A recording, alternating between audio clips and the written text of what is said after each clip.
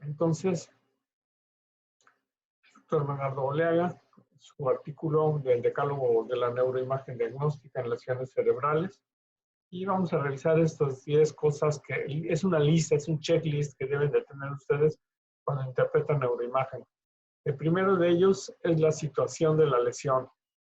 Es decir, si ustedes recuerdan, hay el proceso de lo que se llama decusación de las fibras nerviosas que van del cuerpo al cerebro. Entonces, esto hace que exista una expresión en espejo de un lado al otro, inversa, del lado afectado en el cerebro al lado afectado en el cuerpo, clínicamente.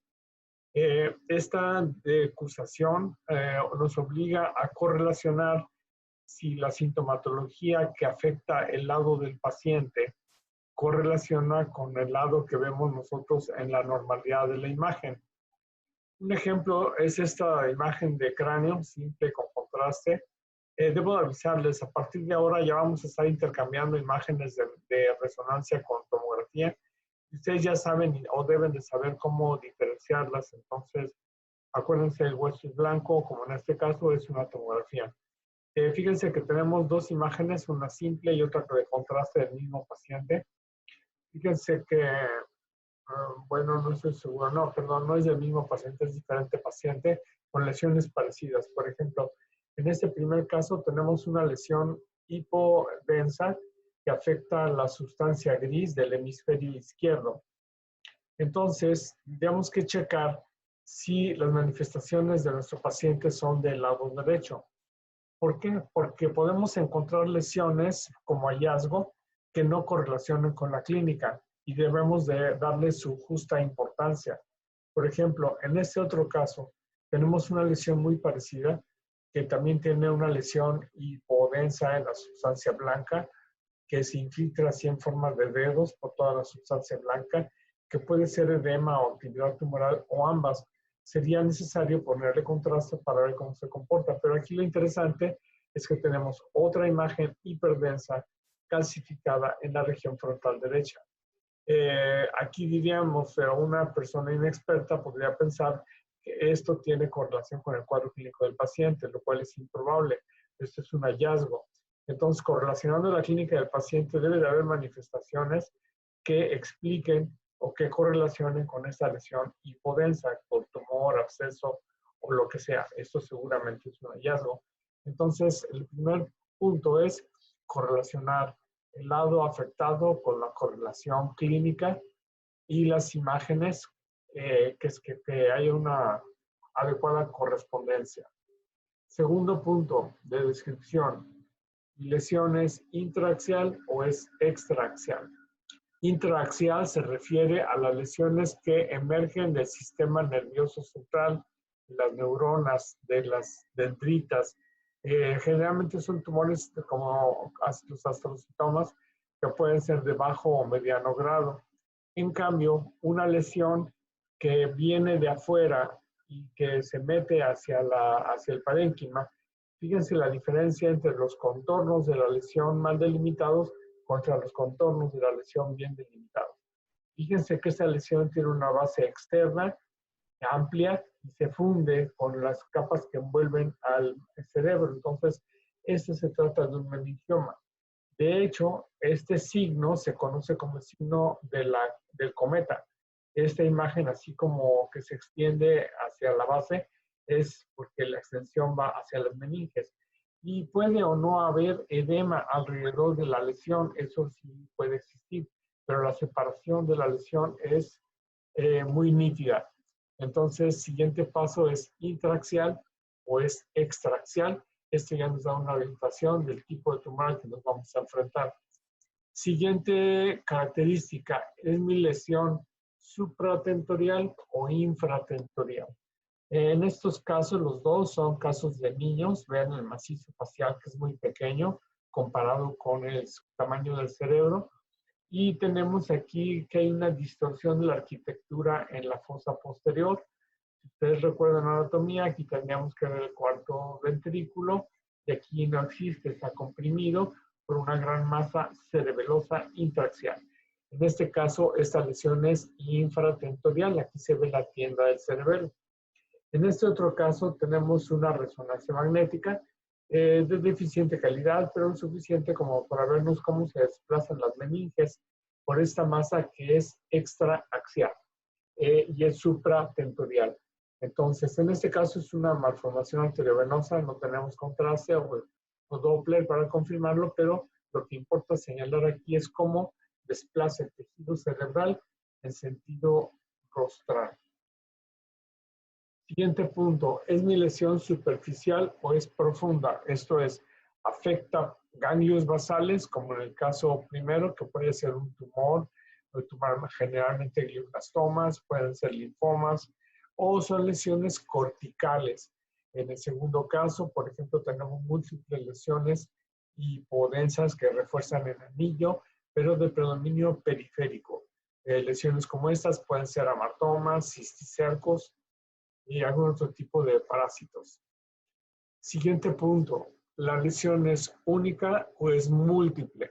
Ya hemos hablado de que si se presentan múltiples lesiones, la posibilidad de que se trate de enfermedad metastásica es muy probable. Sin embargo, hay que considerar que no siempre es la única. Por ejemplo, la neurocisticercosis puede presentarse con múltiples lesiones, generalmente periféricas, pero pueden afectar inclusive músculos, etc.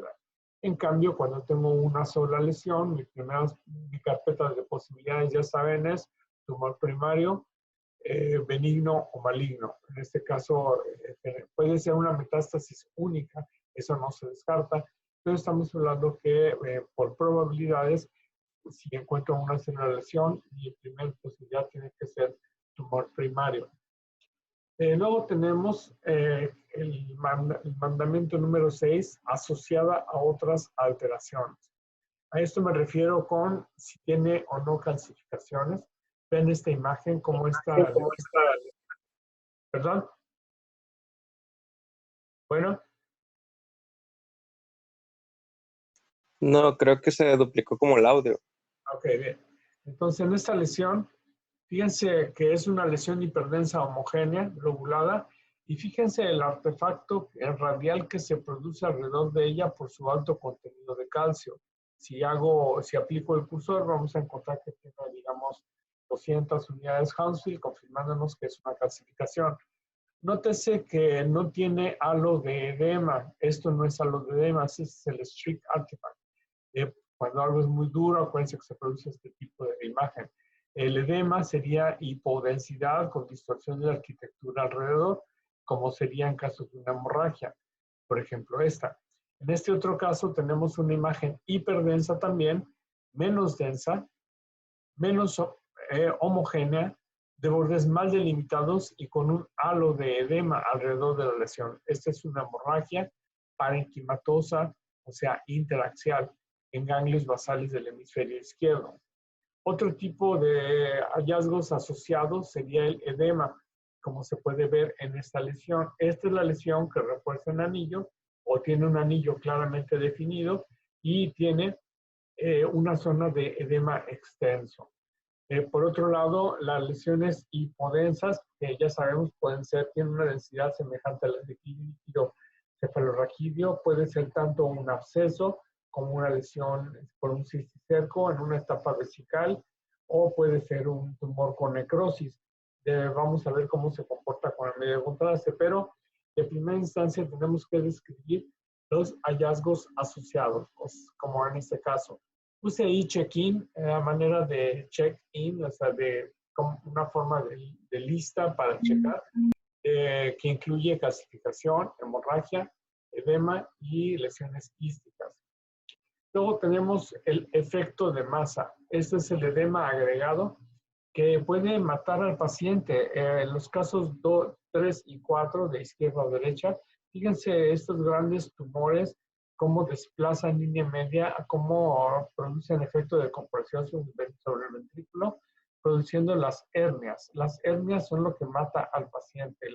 El desgarramiento, la destrucción del parénquima es lo que mata al paciente. Entonces, este desplazamiento o shift sucede en lesiones de alto grado tumoral, aunque podría verse en caso de una hemorragia o un hematoma.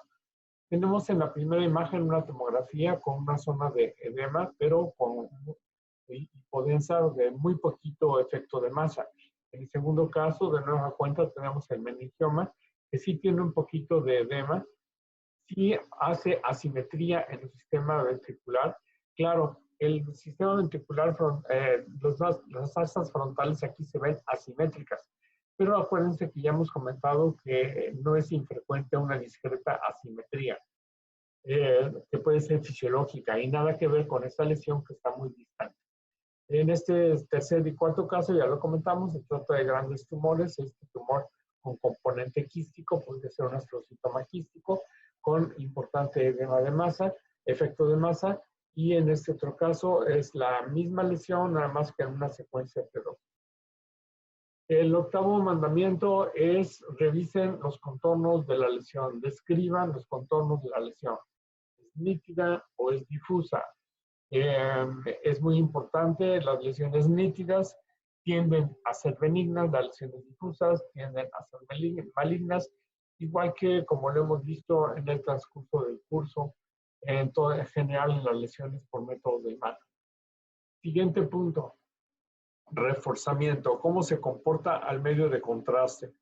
Reforzamiento de tipo anular, reforzamiento de tipo acentuado pero homogéneo, o es un reforzamiento acentuado pero heterogéneo.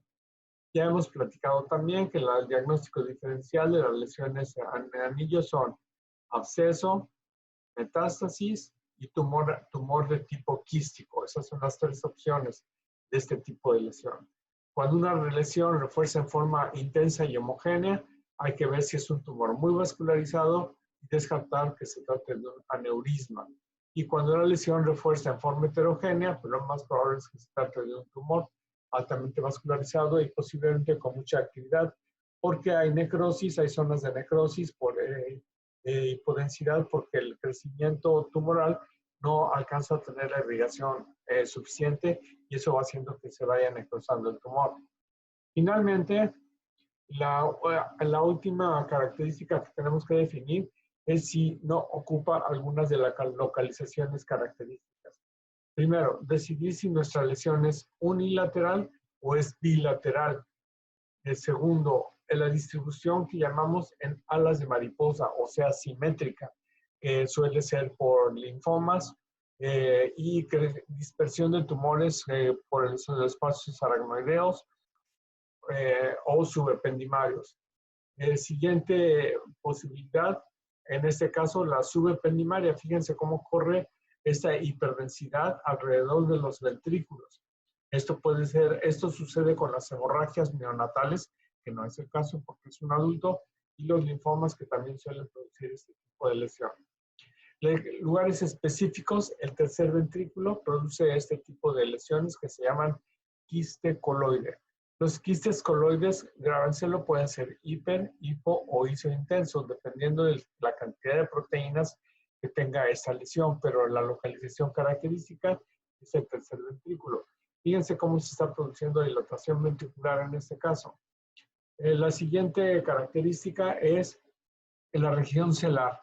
En la región celar vamos a acuñar el concepto de CAMA, C-A-M-M-A. Los diagnósticos diferenciales de una lesión celar son la C de craniofaringioma, la A de aneurisma, M de metástasis, M de meningioma y aracnoides, quiste aracnoideo. Esas son algunas de las, es una mnemotecnia cama. Existen otras que podría ser hamaca, que se parece a la cama. Hamaca sería la primera H, amartoma, la segunda aneurisma, la M meningioma, la tercera adenoma hipofisiario, hamaca y aracnoides, quiste aracnoideo. Pero vamos a revisar esto más profundamente en el taller. De esta manera, luego también para terminar nos falta el ángulo pontocerebeloso, en donde tenemos el conducto aditivo interno. Una masa que compromete uno o de los dos conductos aditivos internos tenemos el diagnóstico de neurinoma del acústico. Ese es el diagnóstico que tiene que venir a nuestra mente con una imagen como esta. De manera que en términos generales se trata de, estos son los 10 características que tienen que describir ustedes en las modalidades de imagen. En realidad se llama decálogo, igual que las tablas de Moisés, por convención, pero no sabemos, en realidad podrían ser mucho más, pero con estos 10 puntos que son los más importantes pueden ustedes resolver cualquiera de los problemas diagnósticos de descripción y de ahí salir al diagnóstico diferencial. Así pues, entonces, a lo mejor a Moisés no le dieron 10 tablas, a lo mejor le dieron 15, 15 a lo mejor en el camino se le rompieron y nada más nos trajo 10, pero finalmente esos básicos son los básicos que tenemos que tener en cuenta. Lado derecho, lado izquierdo, intraaxial o extraaxial, supratentorial o infratentorial, superficial o profunda, lesión única o múltiple, el efecto de masa, shift happens, contornos nítidos o difusos, reforzamiento, cómo se comporta con el contraste, check-in, o sea, características de la lesión, y finalmente sitios especiales. Muy bien, con esto voy a dejar de grabar esta sesión. Y